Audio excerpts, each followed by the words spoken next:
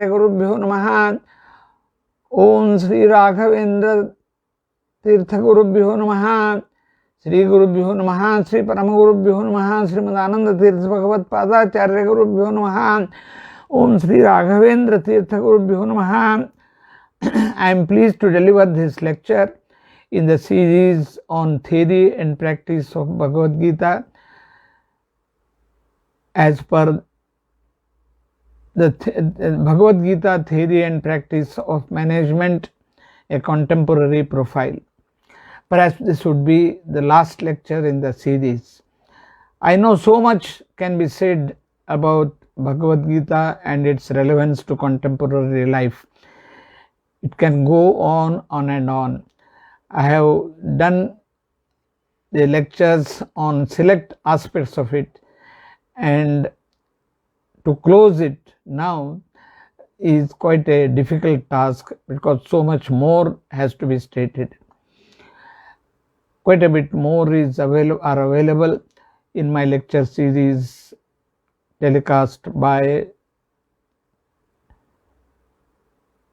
the SVBC channel long time back, and one can get in the YouTubes of those lectures some more material.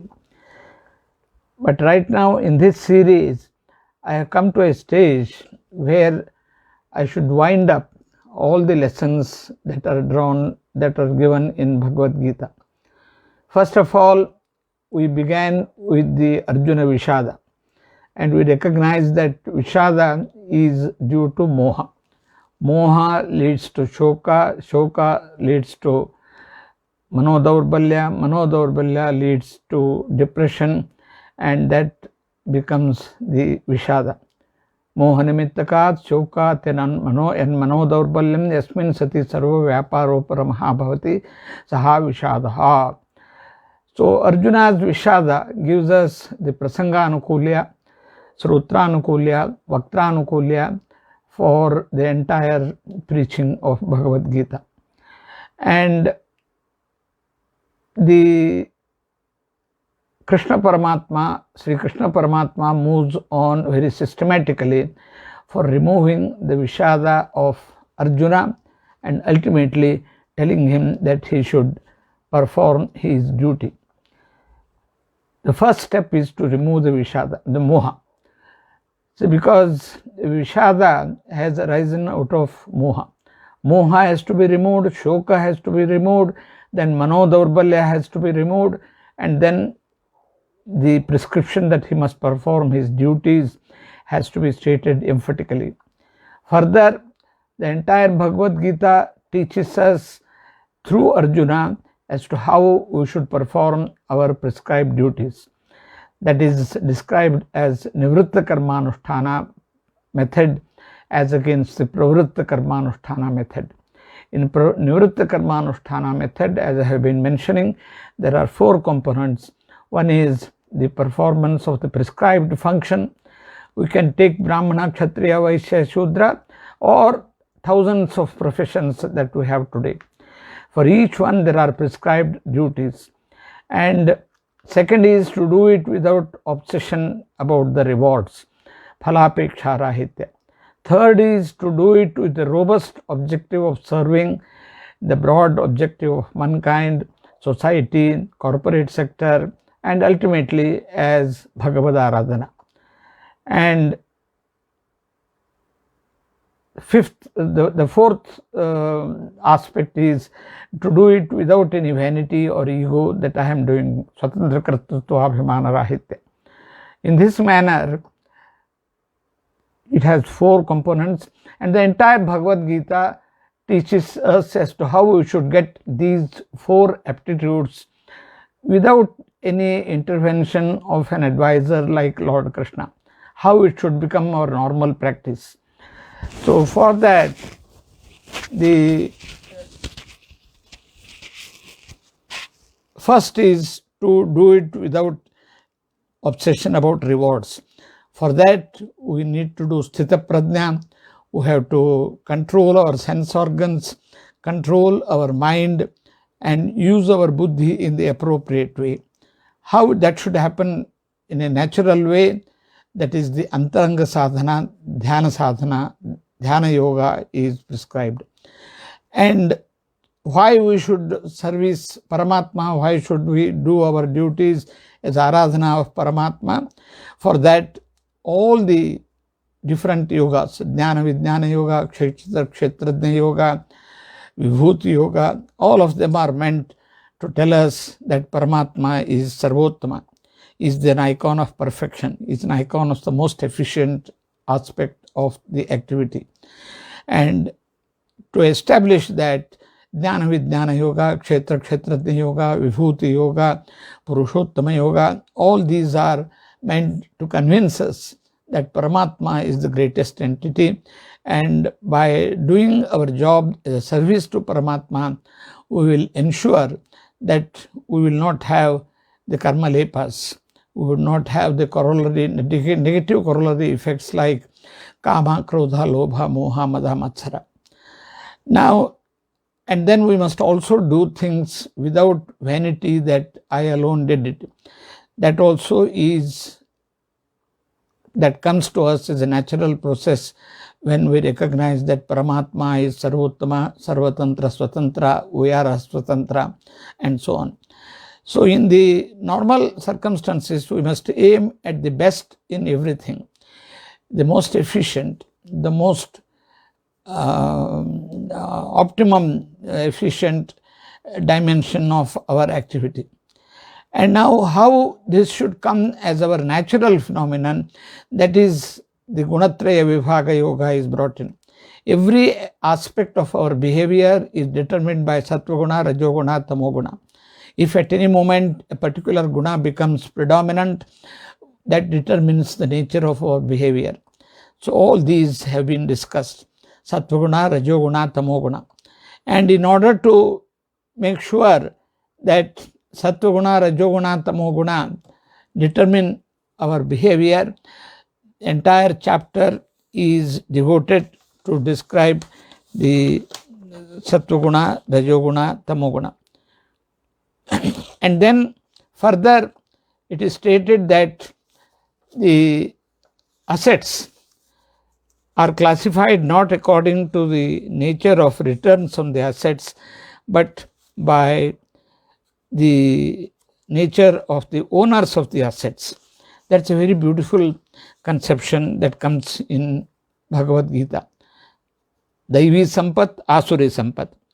Daivi Sampat is that Sampat whose owners have the following attributes.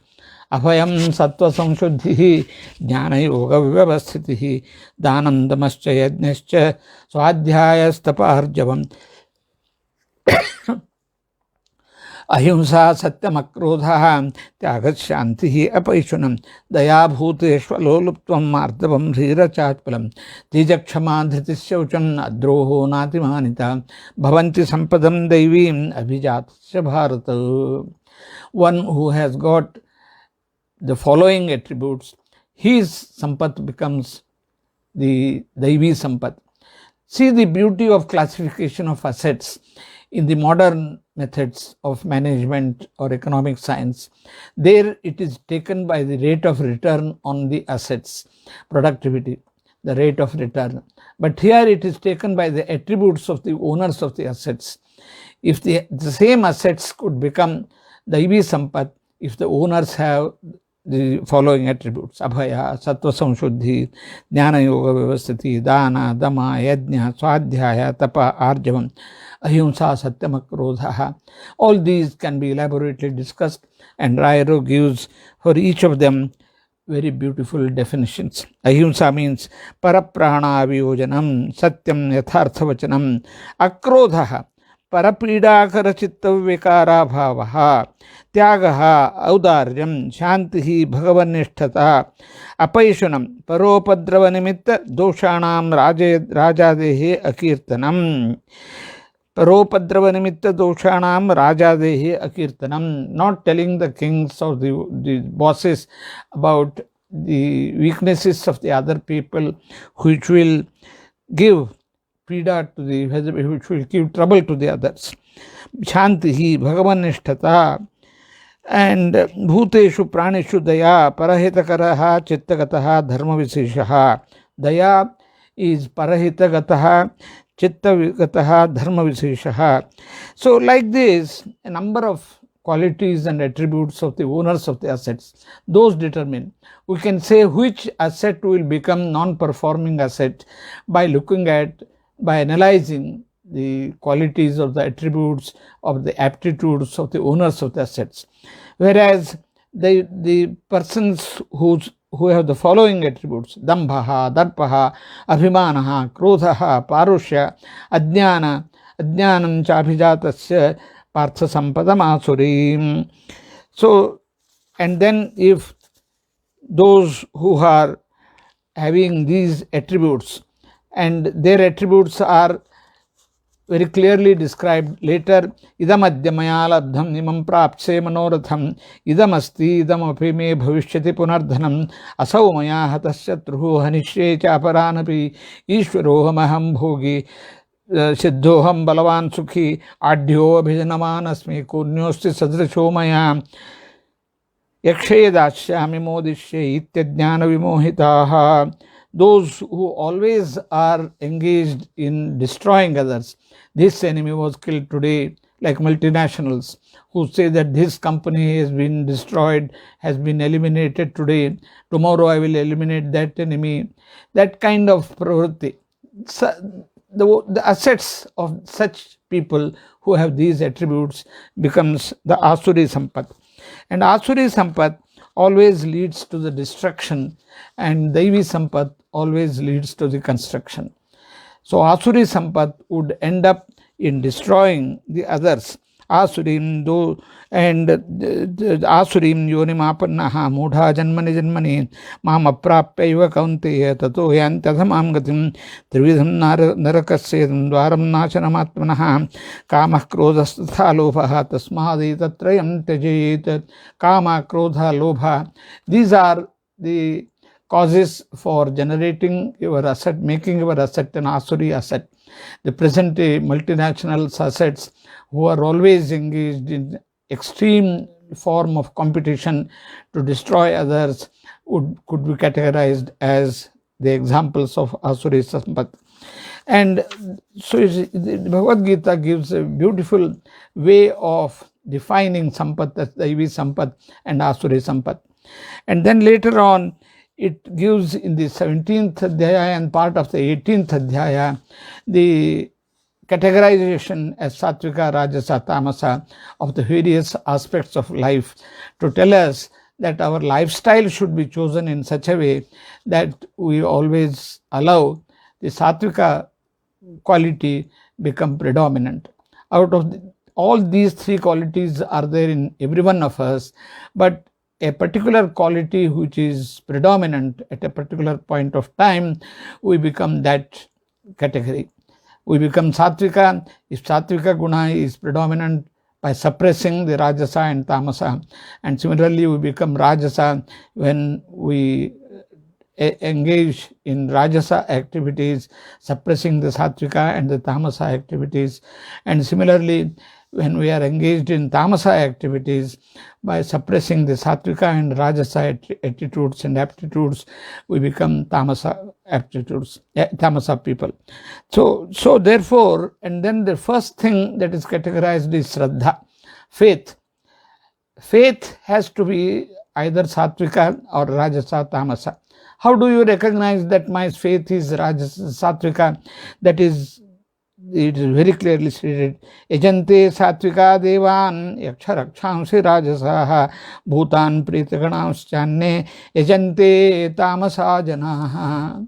Those who have Satvika Shraddha worship the gods and the good people, the noble people, Bhagavad Bhaktas, and they always keep them in the forefront.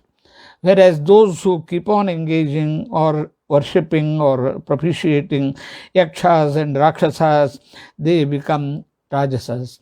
And those who pursue the path of propitiating the pretaganan, bhutas, and all such low-level power centers, low-level sources of energy, they become tamasa. So very important to develop the sattvika faith in enabling us to remain sattvika. So it is prescribed that ultimately our lifestyle should be full of sattvika gunas, because sattvika guna is also a binder, but it will keep us on the right path. Rajasa guna, as mentioned earlier, keeps on keeping us engaged in actions, futile actions, and always pursuing more and more of wealth and material possession, and does not allow the corollaries of the karmas, karma lepas, kama, krodha, lobha, moha, mada, matsara to leave us. They are always with us. So we are caught in the rigmarole, in the daldal of karma lepas, and so on. And tamasa are the aptitudes. Tamasa guna makes us do wrong things, perverted thinking, perverted action. That is tamasa. So we must avoid rajasa and tamasa and try to remain in sattvika, because sattvika would help us to enjoy the vishaya sukhas to some extent, and also at the same time to have knowledge about Paramatma, Paroksha Jnana. I mentioned this about this. And now, in order to enable us to develop sattvika guna, ahara is important, because there is one Anna Sukta in Rigveda which says that the nature of ahara determines the nature of the thoughts. Aharastvapi sarvasya trividho bhavate priyaha yajnastapastapa tathadanam desham bhedamimam srinu ayus sattva balarogya sukha priti vivardhanaha rasya snigdhaha sthiraha hridyaha aharaha sattvika priyaha, which are called as sattvika aharas, the one which are having always such as to increase our ayusha and sattva. Ayuhu jivanam sattvam sadhutvam sattvika vastu sevanena chitta shuddhi balam shakti and arogya rogarahitya sukham sakrit upabhogepi bahukalinam priti upabhogakalinam sukham etesham ayurayadinam vibadhanaha visheshena vriddhi hetavah rasyaha rasayuktaha snigdhaha snehavantaha sthiraha sevanena bahukala gunapradaha ajyadayaha anubhave sati paschadapi bhuyaditi manoharinaha hridyaha. So Raya gives the definition of each word in this sloka, which categorizes the sattvika ahara. Similarly, rajasa ahara, katvam lalvanat tushna tikshna rukshavidahinaha aharaha rajasa seshtaha dukkha shoka amaya pradhaha.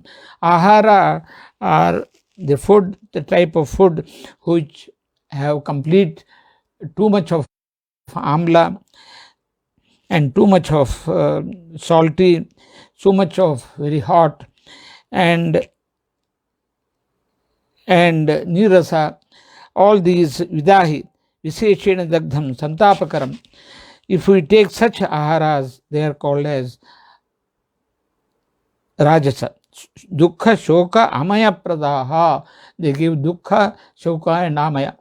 Ayurvedic people should come together to categorize the different types of foods by sattvika, rajasa and tamasa, and in the same way as food is categorized by vitamin A, vitamin B, vitamin C, vitamin D, and protein content and so on. In the same way, that is for physical existence of the body, but for the content of the spiritual or that will give us when we categorize them as sattvika, rajasa, tamasa. Then yatayamam gatarasam puti paryoshitanchayata uchittamamicha medhyam bhojanam tamasa priyam. The one which is used up, the one which is not purvam swadu paschad anyatha jatam rasam atarasam Puti Turgandham Paryushitam Dinantarita Pakvam. Like that, Rayo gives the definition of each word in defining the Tamasa Ahara. So we must avoid Rajasa Tamasa and try to take as much as Sattvika, and so that Sattvika Guna becomes predominant. The purpose of keeping Sattvika Guna predominant is because it enables us to be on the rightful path. And ultimately, of course, Sattvika Guna also becomes binder because it gives the Vishaya Sukha and it confines us only to the Paroksha Jnana.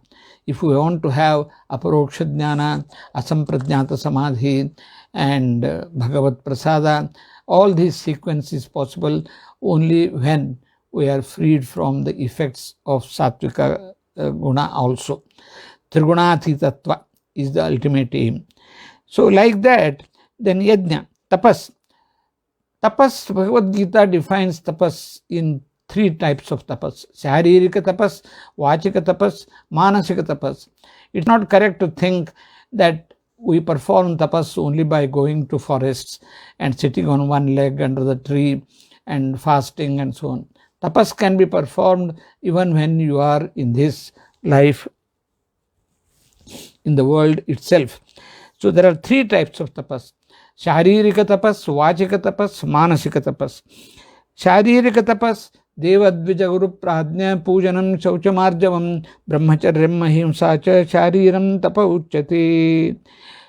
Always worshipping the God, the Brahmins, the knowledgeable people, and then keeping always purity in thought and action and in mind, and Arjavam, and always being straightforward, Brahmacharya, always pursuing the path of learning about Paramatma, Ahimsa, Shariram Tapa Uchyate.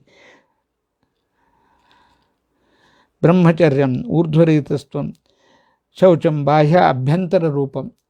All these. So Rayo gives beautiful definitions of each word. Shariram, Sharira Sambandhi. Similarly, the Vachika tapas, Anudvegakaram Vakyam Satyam Priyahitam Chayata Swadhyaya Bhasanam Chaiva Vangmayam Tapa Uchyate.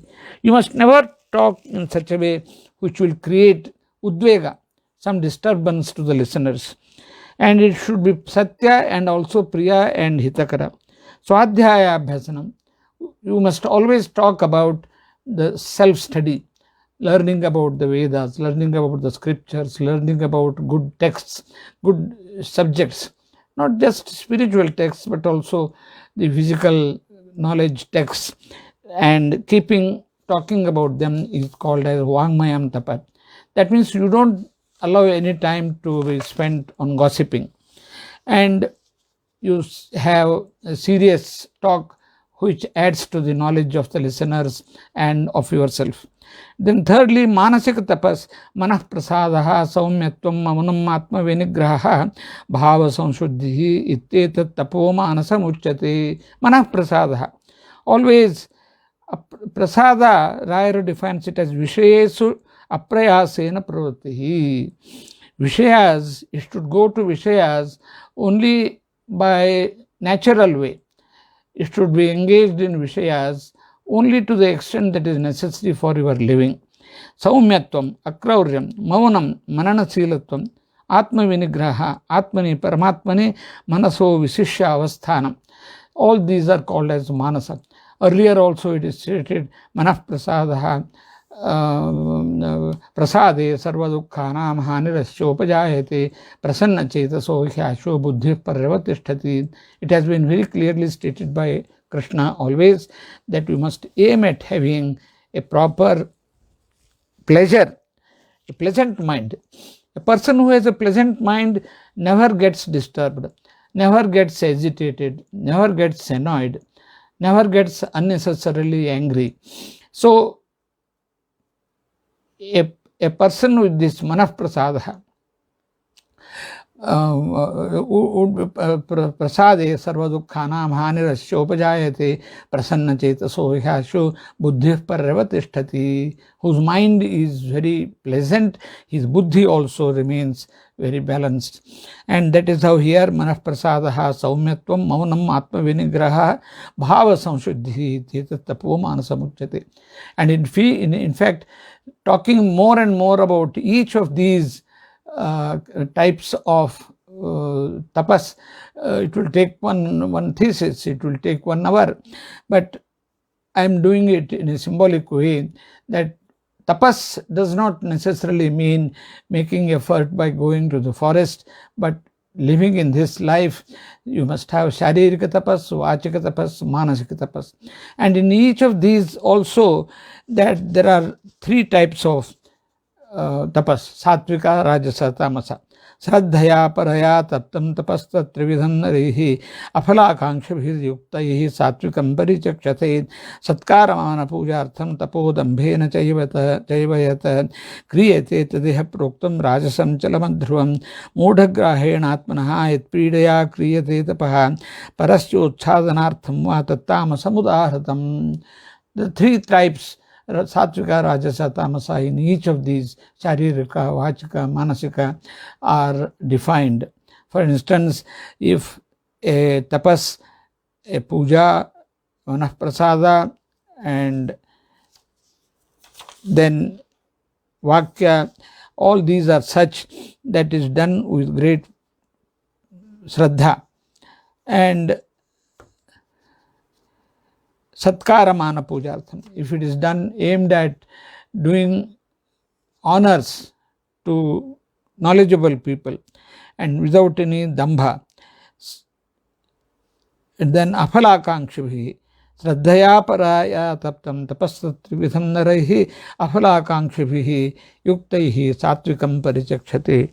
The one which is done without any expectation of the reward as to be done, like that. Then similarly, Rajasa tapas and Tamasa tapas. And then dana. Many times people try to take the credit for having done the dana. I have donated this money for the temple, I have donated this money for the charitable institution, so much asset I have given dana. But there is always a desire of return. So there are Satvika dana, Rajasa dana, Tamasa dana. Tatavyameti yad danam diyate anupakarine yattu deshe kale cha patre cha taddanam satvikam smritam. It should be done with a feeling that it ought to be done. It is my duty to give that dana. Then only it becomes a Satvika dana. If we do it without in a proper place and a proper kala, proper desha and patra, and it becomes Satvika dana. But if it is done with an expectation of return, yattu pratyupakara artham phalam uddishyava punaha diyate cha pariklishtam taddanam rajasam smritam. Quite often we do dana with an expectation my name should be there and it should be given in newspapers.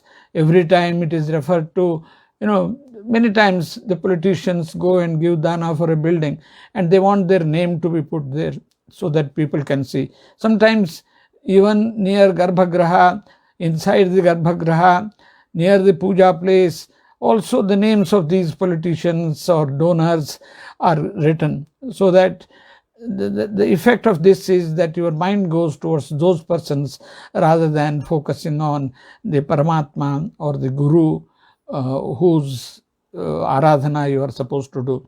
So all these are very perverted way of, there is Rajasadana. And then adesha kale yaddanam napatrebhyascha diyate asatkritam avajnatam tattama samudahratam. If it is dana is given at the inappropriate place, in inappropriate time and inappropriate place, and it is given only for humiliating somebody else with avajna karana yuktam and apatrebhyascha diyate tattamasa. So dana is satvika, rajasa, tamasa. And we must always aim at doing Satvika dana, so our attitude becomes Satvika. So like that, a number of aspects of life are described in telling us as to what is Satvika form of lifestyle. Similarly, on the 18th Adhyaya, it is stated that very clearly karma, yajna, dana, tapassu, karma, all these are to be done and not to be given up, and the karma has to be karyamityeva yat karma niyatam kriyate arjuna sangam tyaktva phalam chaiva satyaga satviko matah. So like that, a number of yajna dana tapah karma natyajyam karyameva tata yajno danam tapaschaiva pavanani manishinam, like that. And coming to a very profound theory of activity, Krishna Paramatma spells out as to what factors determine the activities in this world. Even then, we should not think that I am doing it, for telling us that we should not have the vanity that I am doing it. So he sets out a theory of activity as per the Sankhya Shastra. पंचैतानि महाबाहो कारणानि निबोध मे सांख्ये कृतान्ते प्रोक्तानि सिद्धये सर्वकर्मणाम् अधिष्ठानं तथा कर्ता करणं च पृथग्विधं विविधा च पृथक् चेष्टा दैवं च इवात्र पंचमं शरीरवाङ्मनोभिर्यत् कर्म प्रारभते नरः न्याय्यं वा विपरीतं वा पंचैते तस्य हेतवः तत्रैवं सति कर्तारम् आत्मानं केवलं तु यः पश्यत्यकृतबुद्धित्वात् न स पश्यति दुर्मतिः यस्य नाहंकृतो भावो बुद्धिर्यस्य न लिप्यते हत्वापि च इमान् लोकान् न हन्ति न निबध्यते. So very clear enunciation of the theory of activities. There are 5 factors which determine the events that take place around us. One is adhishthanam. Adhishthanam is called as sthana deha bhumyadihi. Adhisthana is the place which is an ashraya. But I interpret adhisthana as the initial conditions given. For purposes of development, initial conditions are the availability of skilled labor, availability of fertile land, availability of the technology, the infrastructure. All these are called as adhisthana, initial conditions. And then karta.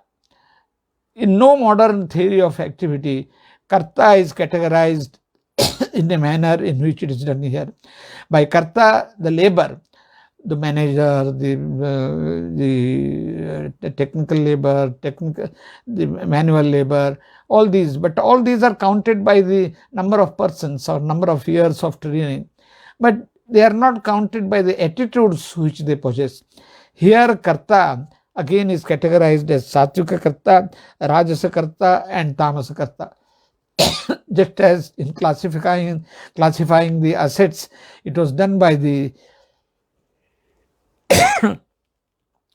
by considering the attitudes or the attributes of the owners of the assets. In the same way, karta is categorized in taking account the attributes of the owners of the labor. I will come to that, but let us see. Then karana. Karana are the instrumentalities, all these machineries, technology, the land, all these are instrumentalities, available mechanisms. But fundamental karana are indriya, manas and buddhi. In Bhagavadgita, it is stated that indriya, manas, buddhi, their interaction determines we have mentioned this many times. Indriya gets the signals from the outside world, then manas becomes the storehouse for good and bad thoughts, and buddhi comes to give us the advice on the good and the bad, right and the wrong, and so on. So interaction between these 3 basic instruments of activity is very important. Then karanamcha prathakvidham, and then all these, their interaction. Then more than anything else, there is something called imponderable. That is vividha cha prathakcheshta daivan cha ivatra panchamam adrishta. That is the imponderable, which cannot be determined by normal logic of ours. It has to be the Bhagavad Prasada, Bhagavad Anugraha, Bhagavad Sankalpa. all these overpower. So the manager who understands that only certain factors are under his control, whereas there is something called imponderable or adrishta, which needs to be cultivated by proper actions, proper attitudes, and proper this year's punya and last birth's punya, etc., this birth's and last birth's punyas, then only the understanding of the factors of activity become complete. So Daiva as a contribution to the activity is an important aspect of the theory of activity in the spiritual dimension of Bhagavadgita. Now Karta. Karta, very beautifully, it is defined as Satvika Karta, Rajasa Karta and Tamasa Karta. Even though there are 5 determinants of activity like this, considering that something is done by me is something very bad. So Karta, he classifies Karta as Satvika, Rajasa and Tamasa. Mukta Sango Anaham Vadi Dhrityutsaha Samanvitaha Siddha Siddhyoho Nirvikaraha Karta Satvika Uchyate. The Satvika Karta, the most efficient manager, will be one who has no attachments. That means he would not consider his work, but he would not have the attachment that this gives this much benefit to me, it is useful to my relatives, and so on and so forth. Mukta Sangaha. Anaham Vadi. He never says that I did it. Dhrityutsaha Samanvitaha. He would have the courage and the enthusiasm to perform an act. He would have the courage to innovate, to introduce new technologies with courage, and at the same time enthusiasm to make them successful. Then Siddha Siddhyoho Nirvikaraha. He should be equanimous in situations of achievements and in situations of failure. He should not feel excited when the Sensex index goes up by a few points, and he should not feel depressed when the Sensex index comes down by a few points. That is the example I am giving. Dhriti Utsaha. Siddhi Asiddhi Nirvikaraha. Then such a karta is called as Satvika. I many times say, if you are advertising for the most efficient, most meaningful, most effective manager, you can give this sloka in the advertisement. The one who fulfills these qualities, Mukta Sangatva, Anaham Vaditya, Dhrityutsaha Samanvitatva, Siddha Siddhyoho Nirvikaratva, only such people can apply for consideration of the post. Then we find a lot of people, if they are very sincere to assess themselves, would be left out. So the one who fulfills all these would be the most efficient, most effective, most meaningful manager. And such a Kartika, Satvika Karta. Similarly, Ragi Karma Phala Prepsuhu Lubdho Himsatmako Shuchihi Harashta Shokanvitah Karta Rajasa Parikirtitaha. The one who is always expecting some reward to him, karma phala prepsuhu lubdhaha, always desirous of having something more and more, lobha, then himsatmakaha, ashuchihi, one who is engaged in adopting unfair means, such a person would be called harsha shokanvitaha, would be called as rajasakarta. Ayuktah prakritastabdhaha shatona ishkatikola vishadi durghasotricha kartata amasa uchyati. And many others who do not fulfill these conditions and who are engaged in very bad attitudes and always becoming rigid in their approach and not acting, and sometimes very lazy. And Vishadi, Dirghasutri means one who keeps on postponing doing the right things at the right time and so on. Such a person is called as Tamasa. See the beautiful definition of the labor, the Karta, and that classified according to the attributes of the particular Karta, not by the number of degrees which he has obtained, how many years. Suppose there is a doctor with high degree of qualifications of MBBS, MD and so on, but if he is not willing to provide his services in the rural sector, if he is not providing his services to the poor, he always looks for money. Such a person is not to be graded as the best doctor. Similarly, engineer, the one who does not want to go to the rural areas, always wants to have the cozy environment of the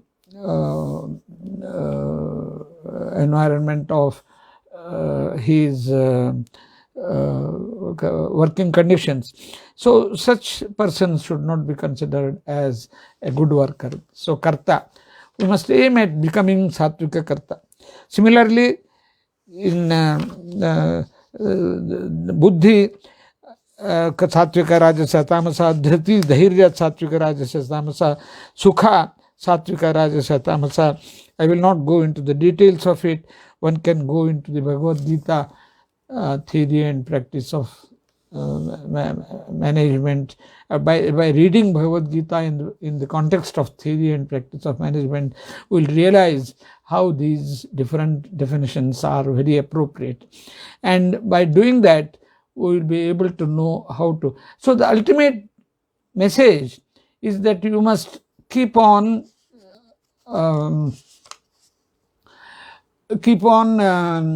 realizing the Sattvika framework of mind in all these aptitude, in all these situations. Then only you become a Sattvika. Sattvika Shraddha, Sattvika Tapas, Sattvika Ahara, Sattvika Dana, Sattvika Karma, Sattvika Karya, Sattvika Karta. Then you become Sattvika. Once you develop this attitude of being Sattvika, you will become throughout Sattvika, and you will not get into the theoretical or the conceptual part of it is that if you remain Sattvika, then the corollaries, negative corollaries of karma, namely Satva Guna, the Kama, Krodha, Lobha, Moha, Mada, Matsara, they are likely to be less bothering you. And once you get into this situation of Kama, Krodha, Lobha, Moha, Mada, Matsara being away from you, and once you start doing your karma in the Nivritta Karmanusthana framework, and if we keep on doing this way, you will be able to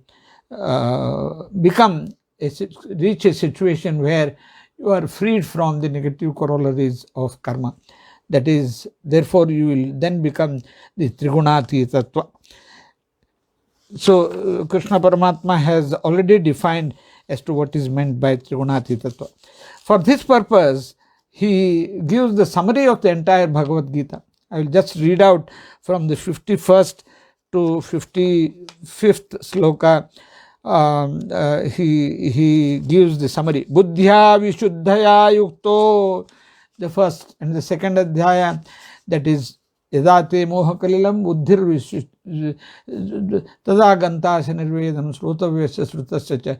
Your buddhi must be freed from the corruption or negative thinking. Buddhya Vishuddhaya Yukto Dhrityatmanam Niyamya. Then Atmanam Dhritya Niyamya. That is Atma Sanyama Yoga, Dhyana Yoga. Shabdadin Vishayam Stakva Ragadvesha Vyudasya.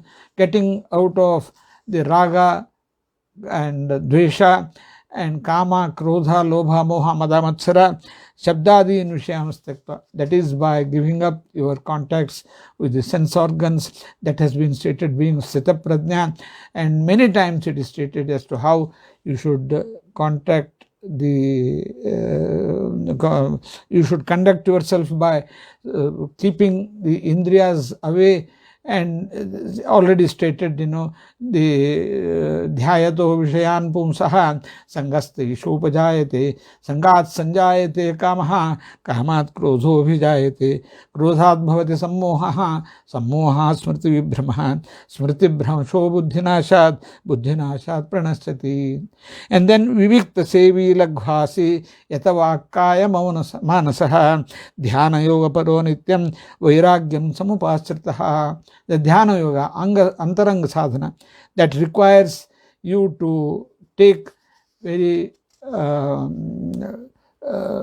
total secluded place, the good place already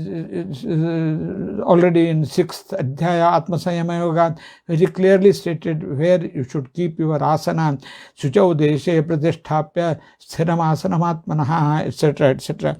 So that summary is brought here. Vivikta Sivi Laghvasi Yatavakaya Manasaha Dhyana Yoparo Nityam Vairagyam Samupasitaha Ahankaram Balam Darpam Kamam Krodham Parigraham Vimucha Nirmamasyanto Brahma Bhuyaya Kalpate.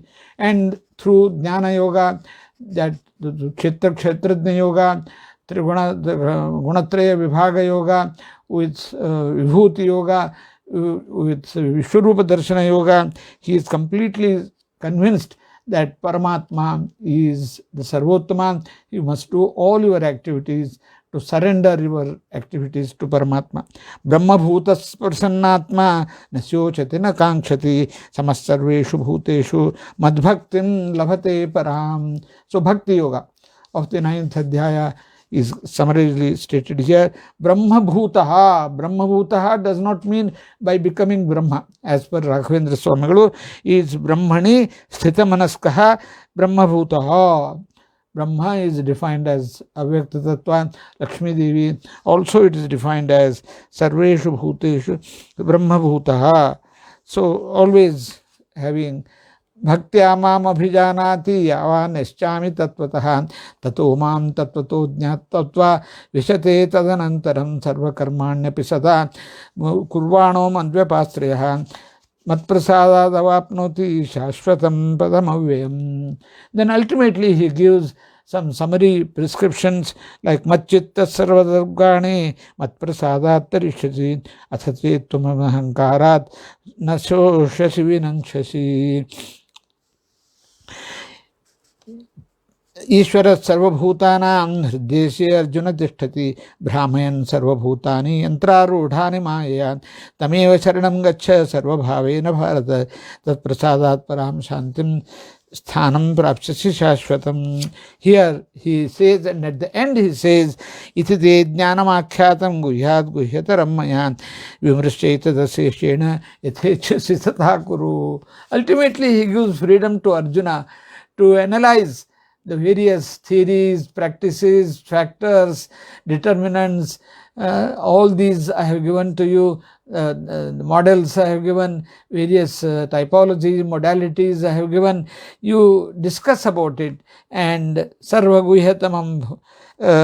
So ultimately man mana bhava madhyaji madbhakto madhyaji mam namaskuru mame veshisi satyante pratijane priyoshime sarvadharman parityajya mame kam sharanam raja aham tva sarva papebhyah mokshayishyami masuchaha. Like this he keeps on telling that what is the ultimate modality of keeping the right path, the Sattvika path, and then keeping yourselves away from all the three gunas. Then ultimately beautiful summing up is done by Krishna Paramatma by saying Kachchid etasrutam partha tvayaika agrena chetasa kachchid jnana sammoha pranashtaste dhananjaya. So he now asks him, have you heard it carefully? Have you heard it intensely? Have you heard it with full concentration and focus? Have you understood all of it? Have you heard it with focused mind?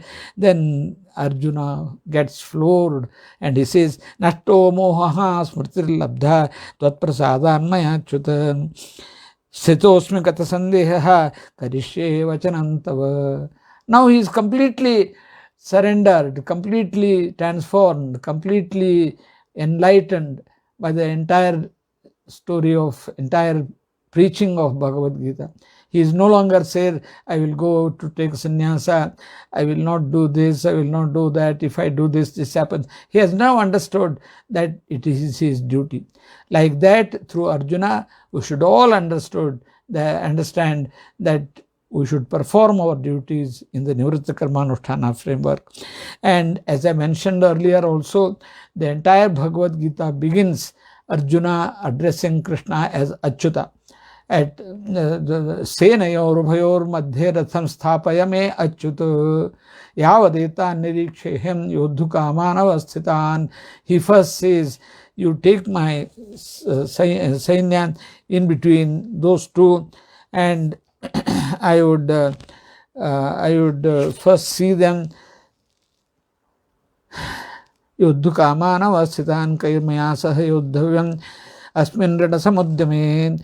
And now, finally, the purpose of Krishna was to remove the moha, and Arjuna says that Nashto moha smritir labdha tvat prasadan maya achyuta. Earlier I had not understood the word achyuta properly. Now I have understood the meaning of the word achyuta. Therefore, with your grace, with your anugraha, my moha has disappeared. My sandeha has gone. All my doubts have been cleared. I will do as you have prescribed me. As you have prescribed me, as you have asked me to do the duties in the Nivritta Karmanusthana framework. And what Sanjaya says towards the end is very beautiful. Ityaham vasudevasya parthasya cha mahatmanah samvadamimam asravasham adbhutam romaharshanam vyasa prasadat srutavan etat guhyamaham param yogam yogeshwarat krishnat sakshat kathayat swayam. I have heard this directly from the mouth of the Yogeshwara Krishna, and that has been possible by the anugraha of Vedavyasa, who gave me the Divya Chakshus.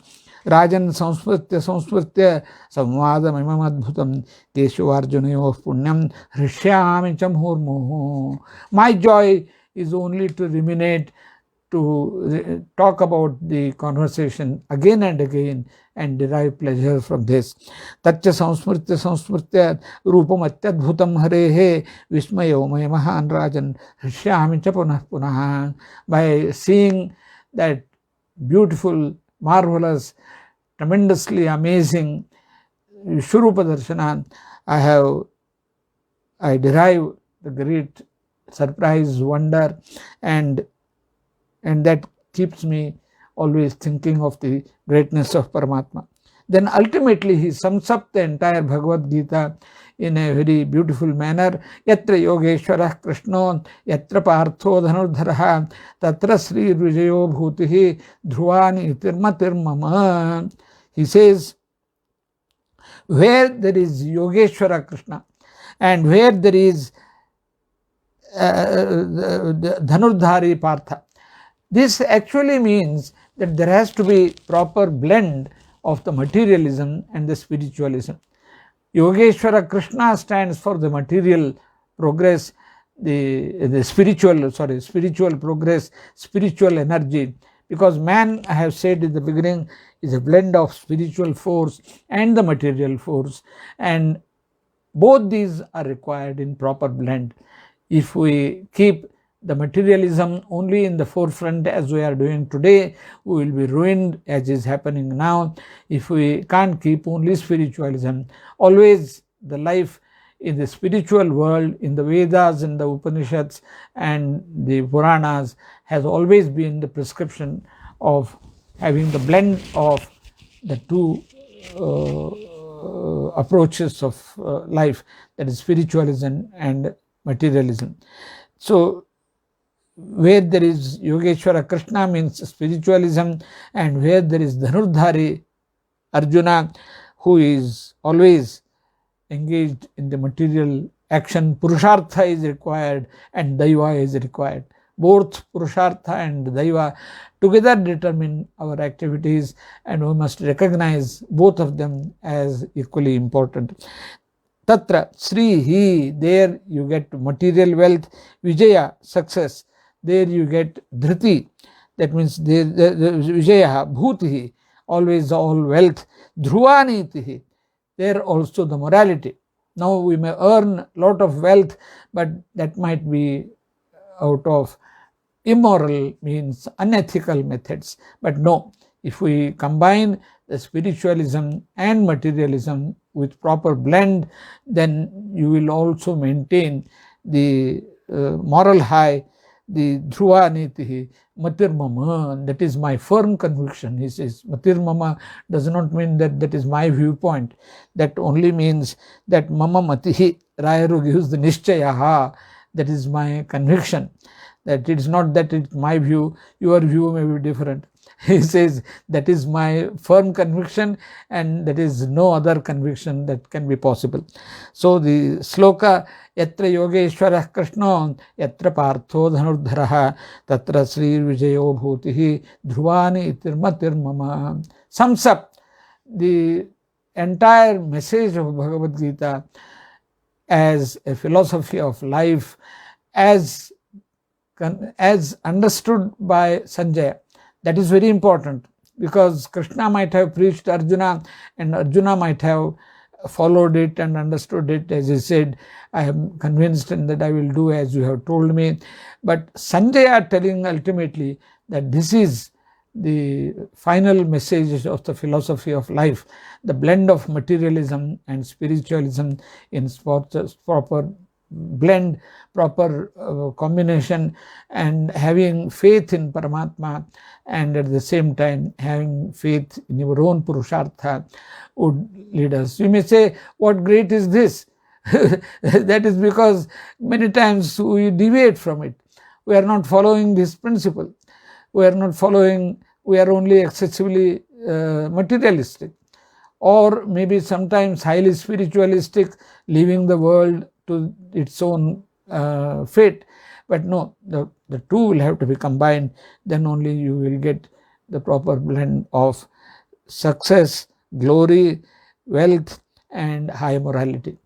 So we'll stop here. Yatra Yogeshwarah Krishna Yatra Partho Dhanurdharaha Tatra Sri Vijayo Bhutihi Dhruvani Tirmatir Mama Sri Krishna Arpanamastu. I hope I have done some justice to the subject, namely Bhagavad-Gita, theory and practice of management, a contemporary profile, and one, as I said in the beginning, there is no limit, no end to the drawing of inferences, drawing of lessons, but one should ruminate and derive your own lessons by properly studying Bhagavad-Gita lesson by lesson. And I have myself seen that as many times I give lecture, as I study, I get new dimensions, and that gives the joy.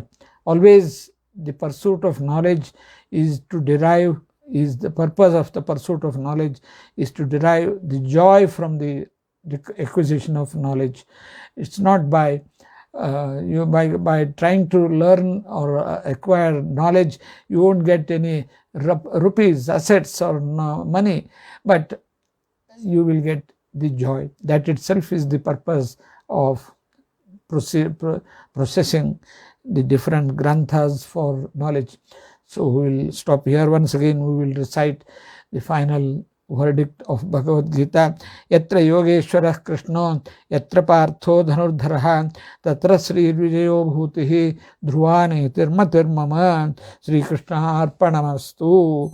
If there are any good words by me, meaningful words, they are due to the blessings of my parents, in particular my father, who taught us Sanskrit and Shastras right from childhood, and my gurus who have also contributed to the process of this learning, and by the grace of Sri Subhadendra Tirtha, the present pontiff of Raghavendra Swami Math, and the grace of Sri Raghavendra Tirtha, my all lifetime guru, in whom I had faith in all situations, and I always seek his blessings for my well-being, for my good health, for many activities.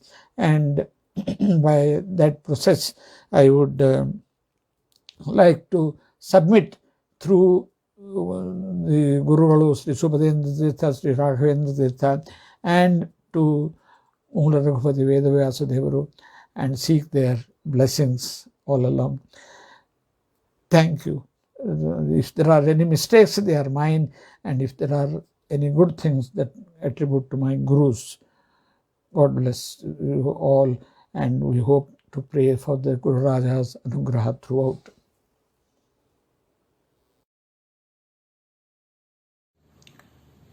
Dear friends, ancient Indian knowledge seekers, Namaste. I am Dr. Subhash Kakandaki, a director of National Institute of Vedic Science and founder president of Sri Prasanna Venkata Research Foundation Trust, Bangalore. I had conceptualized this ancient Indian knowledge share lecture series. We started this in collaboration with a National Institute of Vedic Science, Yoga Sanskritam University, Florida, USA, and Sri Prasanna Venkata Research Foundation Trust, Bangalore. Jointly organized this and commenced this lecture series on 24th January 2021 with the objective of the hidden knowledge in the ancient Indian scripture, and that need to be disseminated by the various experts in the domain. And the first lecture was delivered by Dr. B.V.K. Shastri, who is the Chancellor of Yoga Sanskritam University, internationally well-known professor of Indology. He gave a lecture on the topic of yogi-scientist dialogue, covered various aspects of the hidden knowledge in Bhagavadgita, which is relevant to the modern times, modern youths, how that need to be applied and how research need to be orientated to get the benefit of the Bhagavad Gita. Very, very illustrative lecture. The 4 lecture he gave in the series. I must thank him for his wonderful knowledge share. Immediately after that, we requested another internationally well-known scholar both in economics, social science, as well as a Sanskrit and Indology. It's a rare blend of combination of this, that Dr. V.R.Panchamukhi. To continue the knowledge share of Bhagavad Gita and its application to the modern times. He is specialized, has done a lot of in-depth study and research, Bhagavad Gita and the management. And Dr. V.R.Panchamukhi is not only, he was the chairman of the Indian Council of Social Science, Government of India, and held various positions, international positions in this domain. And based on his knowledge in Sanskrit and Indology, which he got right from childhood from his father, Vidyaratna Raghavendrachar S. Panchamukhi. He was the director of the archaeology at Dharwad.